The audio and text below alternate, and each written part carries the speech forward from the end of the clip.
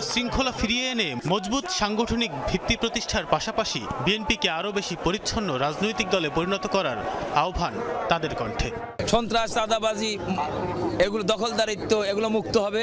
দল একটা শৃঙ্খলার মধ্যে আসবে। দলে আসলে শৃঙ্খলার খুব দরকার। উনি বলছে যাদেরকে চাঁদাবাজের জন্য দল থেকে বহিষ্কার করা হলো তারা দলের কেউ না, এমন বা কোনো স্টেজে ওঠার জন্য তাদের কোনো অধিকার নাই।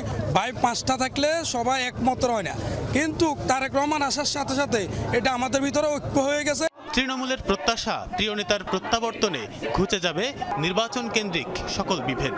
জাতীয়তাবাদে বিশ্বাসী সকলে মিলে অংশ নেবে বহুল কাঙ্ক্ষিত আগামী নির্বাচনে। মিডিয়ার মাধ্যমে দেখার ফিজিক্যালি সামনে থাকার মধ্যে আকাশ পাতাল পার্থক্য। উনি যখন সামনে আসবে তখন ওনার মুখের দিক থেকে অনেকেই অনেক রকমের সিদ্ধান্ত পরিবর্তন করবে। ধানের শীষের থেকে যারা নমিনেশন পাবে, আমরা